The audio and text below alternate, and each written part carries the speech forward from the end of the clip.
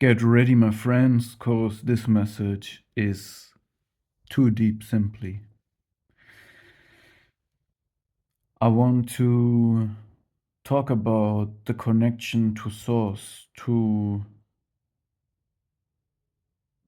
the center of life, of spiritual life, as I understand it. And I want to explain what I do on my channel to a certain extent.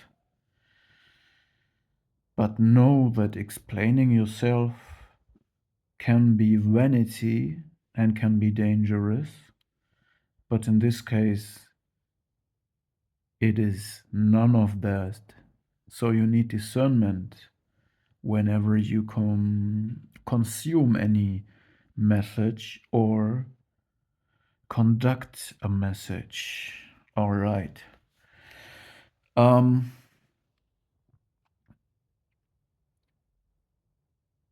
Well, I often claim, and this is my point of view, I do not follow a church or a religion. These are institutionalized forms of spirituality and thus kill the idea of spirituality.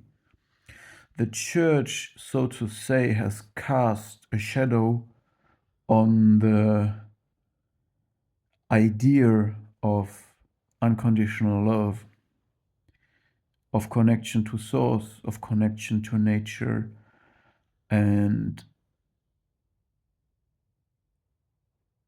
has used it to control people, divide people, and did many things that I don't want to speak about here. I'm speaking to individuals who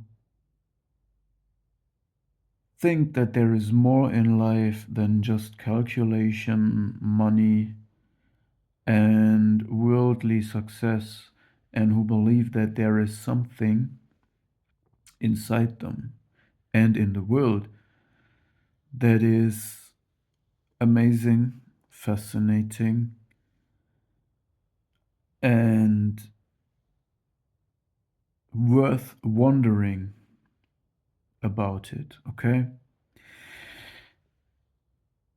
So still, I use, in my case, the knowledge of certain spiritual leaders that are participating or even founded churches, like when I share the content of other persons. But it does not mean that I support everything they say and everything they do. See, I'm giving you an example of my personal life. At some point in life, when you're a young man and working hard and founding a family, it might be just when you're a craftsman, especially, it might just be natural when you're done with the work, you have done everything, you just enjoy your that you did what you did in the day, and you just start to making the habit of drinking one beer every evening. And then it feels natural, it feels good, and it becomes a habit. But when people start to use this against you or to destabilize you, they cast a shadow on a habit that before that was completely free and mindless and naive. And when you take full responsibility, you as a man, as a grown up individual, need to stop your habit, control your behavior, do something difficult, to make it difficult for others to use certain weaknesses against you. Or you have to, you develop the habit to smoke. Whatever you did, it started naive and free of a shadow, but then people used it against you. It turned out it can be used against you, and thus a shadow has been cast on it. And the same way, churches and religious groups have cast huge shadows on the message that Jesus wanted to bring in the world. And thus, I don't follow churches, I don't follow religious groups, and I also change my habits. Even though if other people cast a shadow, I'm not saying, oh, these people, it's their faults, therefore I keep on doing it. No, I realize, I radically honestly admit that there is a part that is on me and I have to overtake the responsibility. So I stop this habit. Okay. Yet it doesn't stop me to be inspired by Jesus Christ. You know, even though that people abused him. I mean, this is his story. The story is that he was living a life of love and inclusiveness, openness, and therefore he has been crucified. And this is what people use to deceive. They see that this is exactly what people needed. Everybody wanted to follow him, all the people loved him. He healed so many people, he did miracles. And everybody wanted to have a piece of him, you know. Everybody want to be like Jesus. Everybody want to make money with it. Everybody wants his advantage with it. And thus completely destroying the true essence of what Jesus wanted to bring to the people. And this is the deceptive nature of people. They see Jesus opens the door, opens the heart of the people, and then they use it to make money and polarize and deceive people, basically. So the thing is, what does a seeker do? What does a human being do when being confronted with the miracles and riddles of life? We can use science, scientific research of all kinds, biology, quantum physics, astronomy. It's a fascinating thing, philosophy, because all of these are also coming together at this moment in some way. So they are fertilizing each other. Okay, so the limits of astronomy can benefit even from philosophic reasonings, and quantum physics can accelerate or can influence the way philosophic ideas develop. And so there is many things going on. But as well, you can ask yourself, what are my roots? To which area of the world did I belong? What did these people do? And in most cases, when you go back in time long enough, there will be shamanic practices that were giving the people a connection to source. But now, again, I speak a personal thing about me now. At some point, I realized in my life I have been always a rebel. So I was rebelling against whatever was brought to me. And then I started to realize at very late, it doesn't make sense to be rebellious, because then you're just going in the opposite direction of what blind obedience and codependence would mean. And both forms are not true freedom. So in this case, I realized, I don't go, I find all the points of view interesting.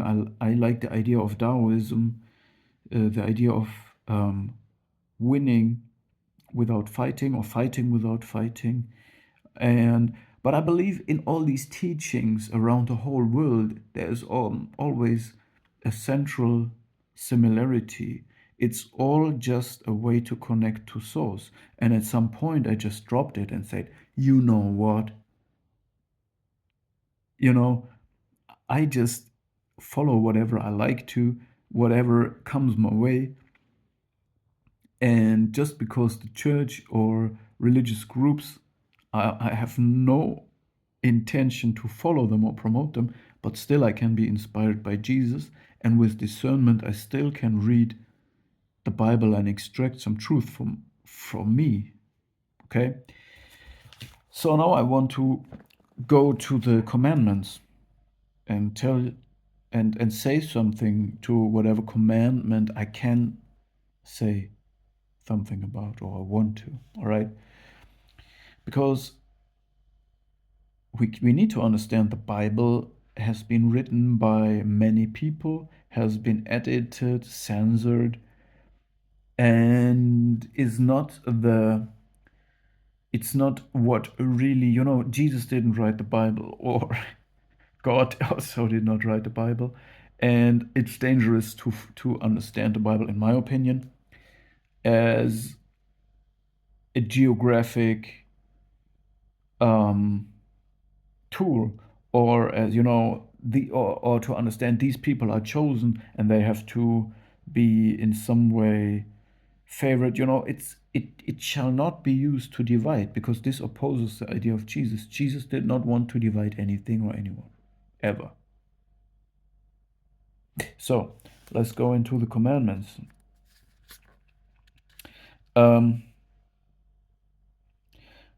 Remember the Sabbath day to keep it holy. All I can say to this is there is one day in the week that is devoted to yourself, to not being occupied by the world. And yourself means your connection to God and Source, whatever you want to feel connected to. It means to just sort it out with yourself and the world, okay? Yes. So 6 days shalt thou labor and do all thy work. So in 6 days we work, we are industrious, and just work. Work is very important. Work means to engage in the world, contribute to society, and just do something. Just work. Hard work can be painful. It can be working with your body, with your hands. It's very, very valuable. Or work with your brain, with your energy. Contribute to society. But the seventh day is... Oh, I made a mistake. Come on. This is not so funny. Day is the Sabbath of the Lord thy God. In it thou shalt not do any work, thou, nor thy son, nor thy daughter, thy manservant, nor thy maidservant, nor thy cattle, nor thy stranger that is within thy gates. So everybody is allowed to rest, to self-reflect, to meditate, to connect to that source, to the cosmos, to whatever you wish to connect, okay? For in the 6th day the Lord made heaven and earth, the sea, and all that is in them is, and rested in the 7th day. Wherefore the Lord blessed the Sabbath day and hallowed it. So being thankful and, seeing the heavenly glory in the world, because reality is only summoned on the stage of your consciousness. And if you always work, always be in the world, always fight, always complain, always sit down and you struggle every day, you give praise to the devil, I say. So it means to focus on the good things and create this world in your mind, okay? Then honor thy father and thy mother, that thy days may long upon the land which the Lord thy God giveth thee. And this is one commandment that can lead to confusion. It means that you are grateful and thankful, and that you honor all your ancestors through your father and your mother. And it means that you understand where you're coming from. And it means to also forgive all the mistakes your parents or your father or your mother did to you. You still honor them, because everything that you are comes from them. You're just a new combination of all the traits they have, and it means that you honor them disregarding your momentary relation to them or situation, okay? And then the next is, thou shalt not kill. I will not say something about this. It is quite self-evident. If you don't understand this, please go to therapy. Thou shalt not commit adultery. This is a very deep one, and in a first glance you might think it's very self-evident. But I want you to take time after this video is over and think about it, what it really means.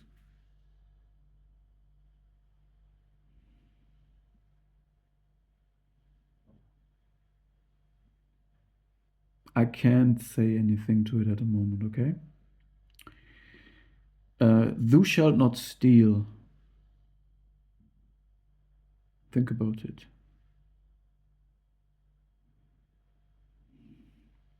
Thou shalt not bear false witness against thy neighbor.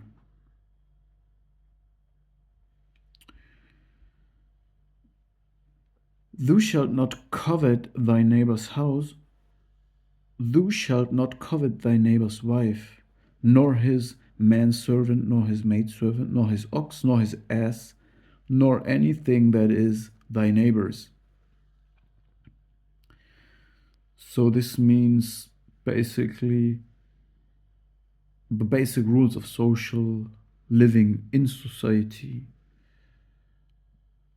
I will not say anything more about it, but one thing I want to say is, when we phrase the commandment, love thy neighbor like you love thyself, the main problem a lot of people today have is not that they can't love their neighbor. The problem is that they don't love themselves in the first place. So you need to practice self-respect and true self-love that is independent of external validation to be able to respect others and give others true, free, unconditional friendliness, kindness, and love. If you don't have that, you can't follow this commandment, okay?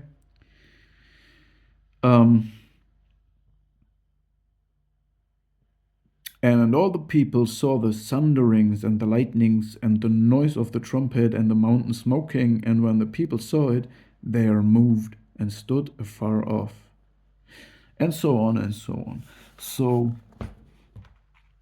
yeah, I just wanted to drop that message to you to let you participate in this idea that I'm following. And one more thing, if you made it that far to this message, see, I want to give you some idea about communication. The main ingredient for communication is, for successful real communication, is goodwill. So if you have no goodwill, you will not understand what I'm saying. You will not accept it. And if you have no goodwill to understand what I'm saying, you will not have watched that far. But, you know, what I want to say is, you need to understand this. If people have goodwill, they will understand what you're saying. If they have no goodwill, they will say whatever. But you don't have to communicate with people who are not willing to understand you, all right?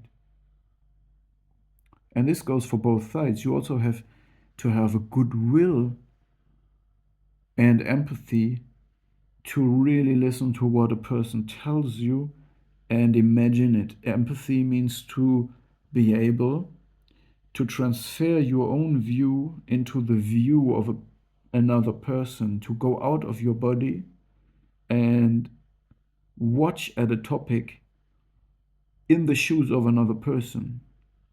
Okay? So practice this goodwill for people who can reciprocate it. And if your neighbor cannot reciprocate your kindness and your niceness, this is no problem. You practice your self respect and your self love, and you share it still with your neighbor because it's unconditional. You don't want something back. Just be who you are. Okay? Hope this message enlightened someone or not. Thank you for listening. Bye bye.